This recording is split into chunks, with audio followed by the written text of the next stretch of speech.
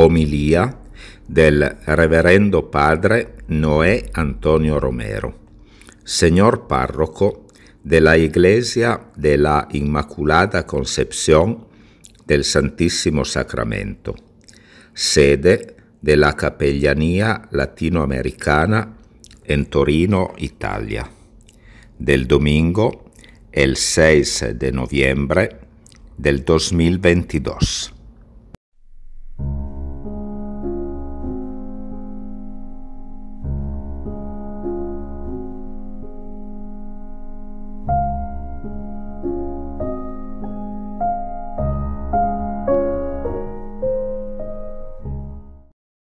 Estamos a punto de terminar el año litúrgico y los temas se van como poniendo hacia el final. Hoy cambiamos el tema del domingo pasado, que era, habíamos dejado el tema ¿de quién era el tema el domingo pasado? De Zaqueo que va y hace fiesta con Jesús, baja del árbol y bueno, toda la cosa. Y por fin, pues él se convierte. Y Jesús dice, porque el Hijo del Hombre vino a buscar y a salvar lo que estaba perdido. Bueno, lo que estaba perdido es el ser humano. El ser humano que lleva dentro de sí una semilla de eternidad, un deseo, una sed, un hambre de eternidad, de no querer morir, de no querer terminar con sí mismo. Y entonces esa sed de eternidad lo ha llevado a muchas preguntas y a hacer cosas para ser eterno.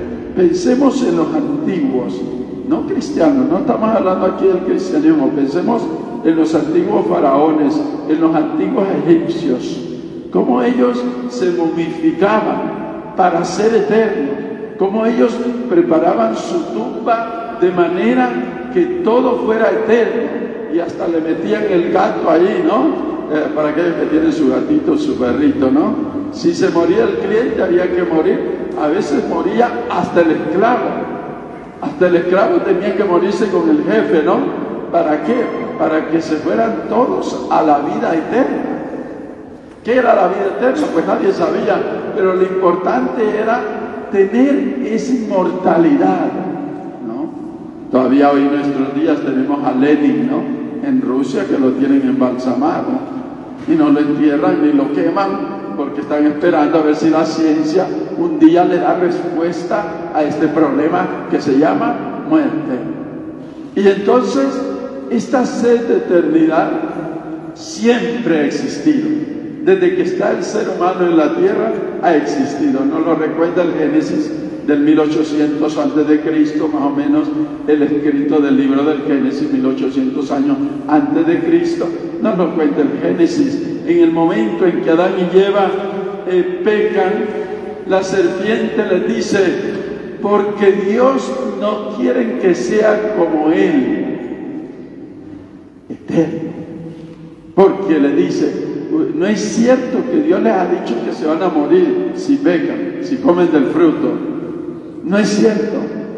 Él lo que no quiere que sean como Él, le dice la serpiente. Entonces Eva dice, bueno, pues nosotros queremos ser eternos. Entonces siempre ha habido en el ser humano un deseo de eternidad. Y estamos nosotros hoy, 2000 años después de Cristo, no queriéndonos morir. Y le tenemos un pavor a la muerte. ¿Por qué? ¿Por qué? Porque la respuesta a la pregunta ¿qué hay después de la muerte? Nadie te la da. Nadie. Hay muchas teorías, hay muchas propuestas, pero ¿qué hay después de la muerte? Y entonces le tenemos un miedo. Apenas te duele un poquito el cabello, ahí vas, denme una pastilla. Cualquier cosita que nos pasa, ahí vamos, buscándole solución, porque no queremos morirnos, porque tenemos esa sed de eternidad, tenemos que estar vivos, y por eso es difícil cuando un ser querido se nos va, porque quisiéramos que viviera para siempre, aunque sea todo desgraciado y maltratado, así lo queremos, pues somos egoístas. A veces podemos ver el ser querido sufriendo y no queremos que se muera. No queremos que se muera porque nosotros sabemos que la muerte nos separa. ¿Y ahora qué hace el ser humano? Hace de todo por estar vivo. Hace de todo por ser eterno. Hace cualquier cosa para no morir. Pero no solo para no morir en este mundo, quisiera vivir de eternidad. Pero hasta ahora no han habido propuestas. Esta es la pregunta de los saduceos a Jesús. Se lo hacen, se la adornan con un cuento, ¿no? Con una historia basada en algunos datos. Algo de verdad tuvo esa historia, pero tampoco fue completamente verdad que una mujer se casó con 7 hermanos y que 7 hermanos se murieron y después se murió ella, ¿no? Finalmente, ya vieja sería, ¿no? Pero algo tiene de verdad, pero no es exactamente así. La idea era preguntarle a Jesús después, ¿qué va a pasar? La idea era, después, si hay resurrección, ¿qué va a pasar?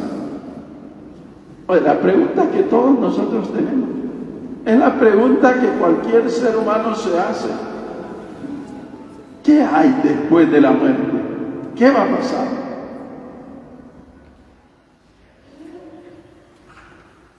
Y dependiendo de esa respuesta, yo vivo.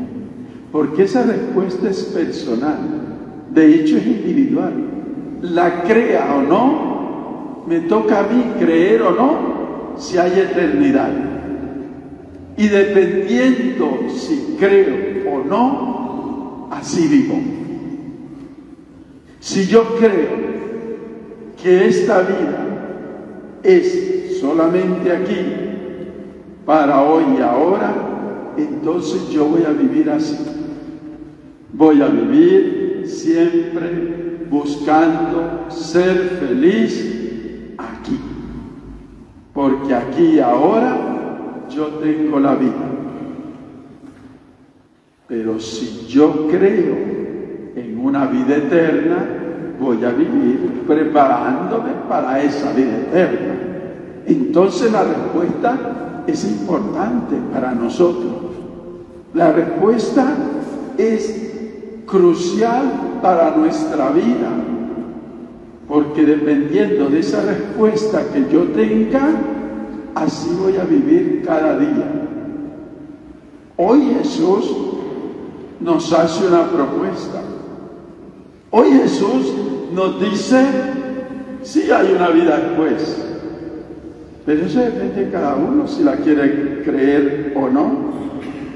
Jesús nos da la respuesta y Él dice, bueno,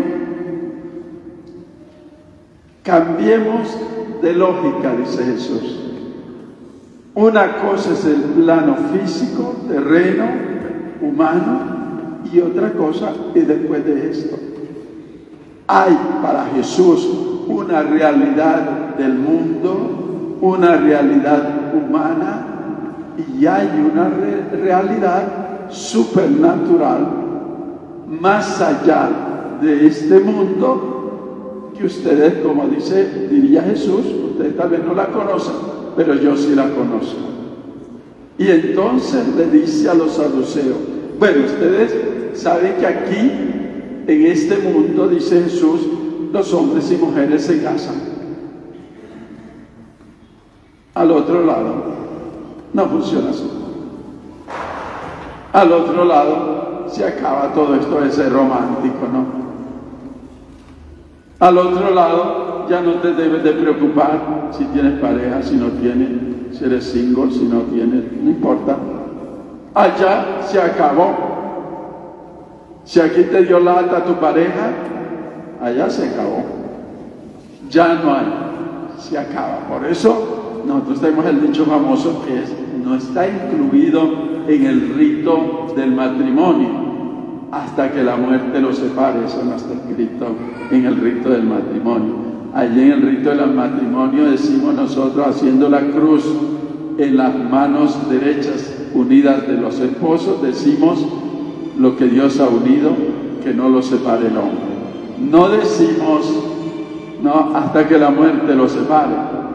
¿Por qué? Porque la muerte sí lo separa. Eso lo incluye hoy Jesús, diciendo: aquí están casados, allá ya no. Se acabó. Y Mila dice: qué felicidad. ¡Bravo!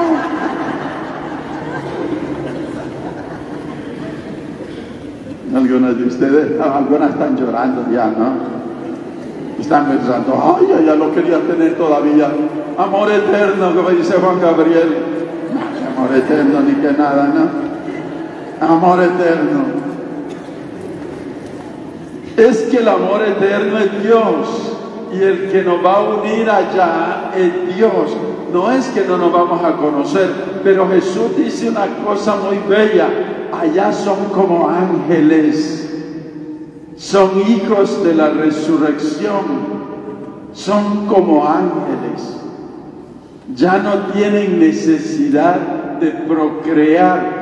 Recordemos que el matrimonio fue hecho para la procreación, para la multiplicación de la especie humana. Por lo tanto, en la vida eterna ya no hay este problema, porque todo el que llega, todos seremos angelitos. Ya se imaginan ustedes el Padre con alas, ¿no? Claro que no estaría aquí, no, si tuviera alas. Estaría por allá en Praga, en otro lado, en Viena. Son ciudades de mis sueños de ir a visitar, ¿no? ¿Quién me invita? Bueno. Pensemos en eso, porque Jesús hoy nos dice eso. O sea, no se equivoquen. Aquí se pelea medio mundo, aquí no hay pleitos, divorcios, matrimonios. Aquí de todo se vale y todo se hace. Pero allá ya no. Ahí se acabó. Se acabó esos pleitos, se acabó de pagarle la pensión al hijo, se acabó todo eso, ¿no? Se acabó todo el pleito. Allá todos vamos a ser felices y contentos como angelitos.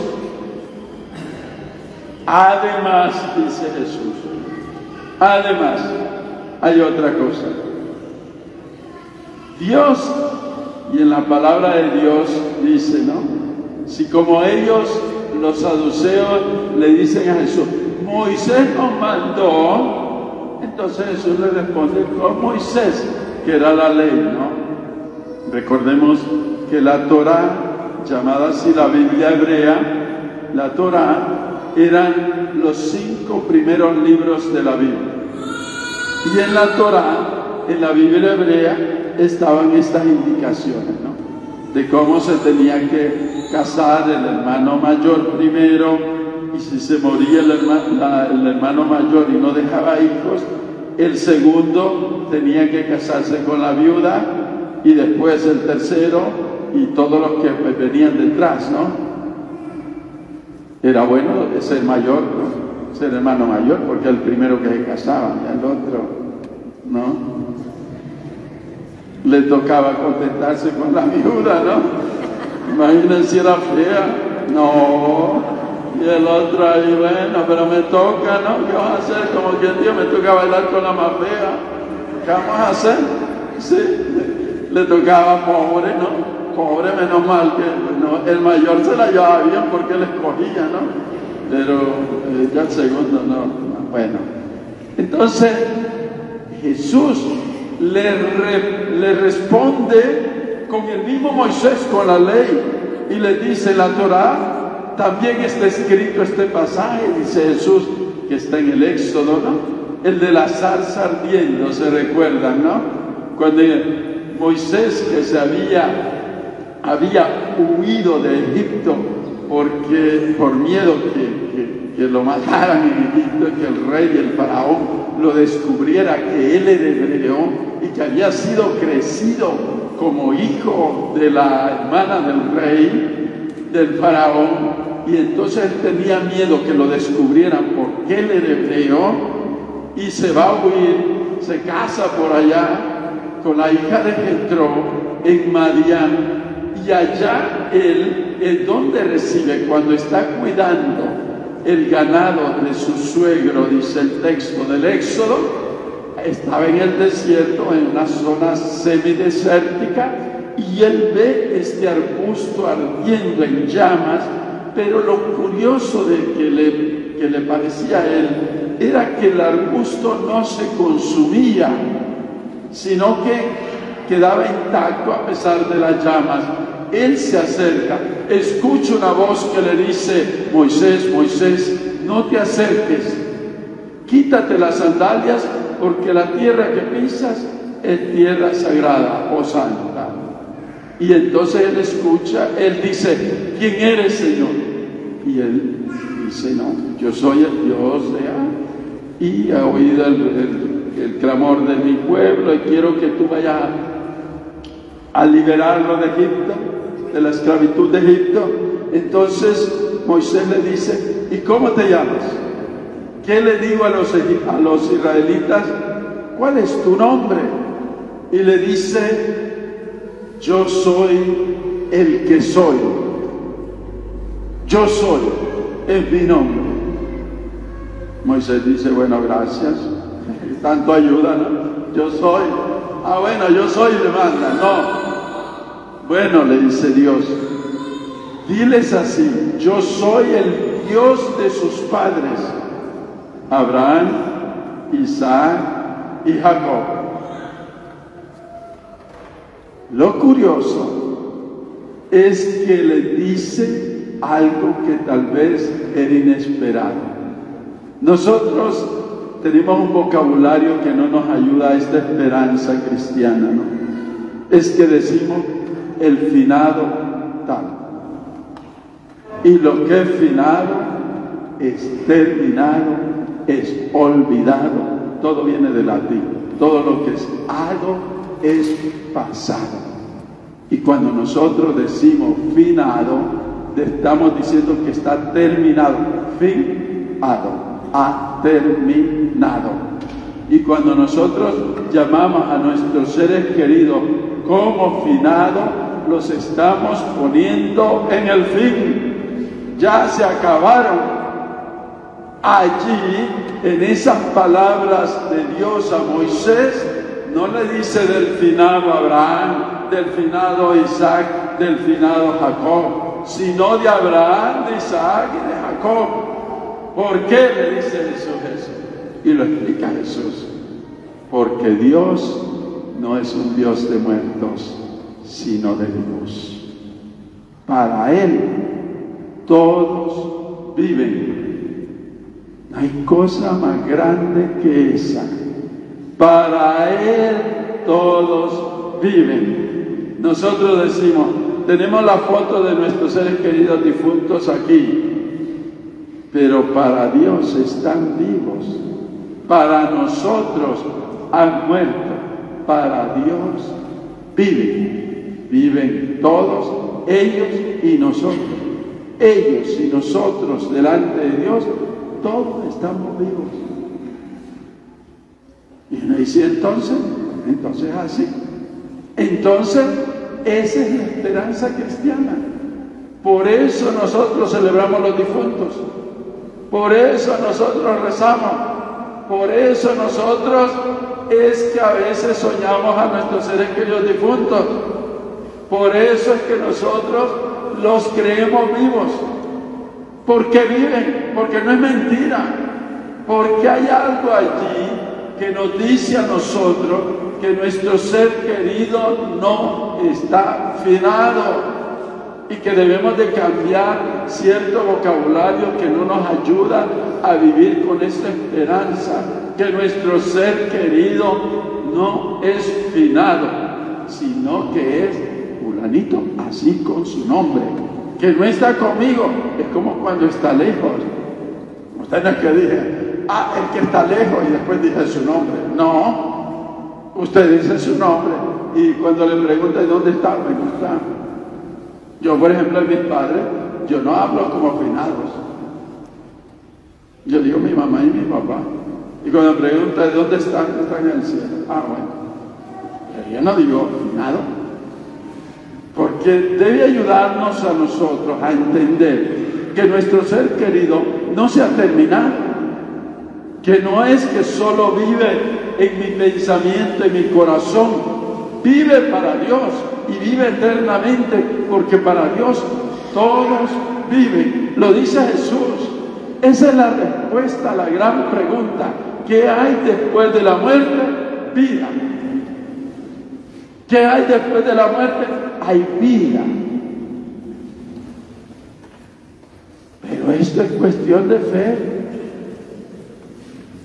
Los hermanos macabeos que escuchamos en la primera lectura dicen: nosotros estamos dispuestos a sufrir y a entregar todo porque tenemos la esperanza que Dios nos resucitará. Y le terminan diciendo al rey: pero tú si no vas a resucitar, porque tú eres malo y tú no vas a resucitar. Con nosotros sí, porque nosotros tenemos esa esperanza, tenemos esa fuerza que nos da la convicción que Dios nos ha dejado. Y nosotros cristianos creemos o no creemos, y dependiendo de eso vamos a vivir la vida. O vivimos para este mundo o vivimos para aquel. Por eso el cristiano no se entiende cuando un cristiano pierde un ser querido y no encuentra consuelo, y pasa el tiempo, pasan los años y sigue sintiéndose igual. Pregúntese si tiene fe, porque algo no está bien. El luto es un mandamiento que tenían los hebreos. Tenían que hacer luto, pero no luto de vestirse de negro como nosotros hacemos, no. Nosotros somos buenos para vestirnos de negro, pero hacemos fiesta, vamos a las discotecas y todo de negro, no. Así no es. El luto de los hebreos era otro. Era llorar, hacer penitencia, hacer ayuno. Era otro. Ahora hacemos luto, pero con la discoteca, de negro, que estoy de luto. Sí. Sobre todo si es viuda joven, ¿no? Una viuda joven siempre hace luto, ¿no? Llora con un ojo y con el otro está viendo el siguiente víctima, ¿no? A ver, ¿quién será la siguiente víctima? No, pues tampoco, ¿no? Es decir, un cristiano que no se consuela con estas palabras de Jesús, le hace falta la fe. Le hace falta la fe. No se puede entender. Es que yo no supero la muerte de mi mamá, de mi papá, de mi abuela, de mi tío, de mi hijo, de quien sea. Es que no la vas a superar. Es que no se trata de superar. Se trata de tener la convicción firme que mi ser querido no se ha terminado. La convicción, la fe que en Dios vive, que yo no lo veo, pues no lo veo, tampoco veo los que están lejos. A veces los puedo ver por la cámara, ¿no? Pero Dios es vida. Dios es un Dios de vivos, dice Jesús, no de muertos. Recordemos esas palabras. Que el Señor nos ayude con la fe, porque a veces lo que nos hace falta es fe. Y dámosle al Señor que nos ayude a ver fe para que podamos vivir con esperanza. Que así sea.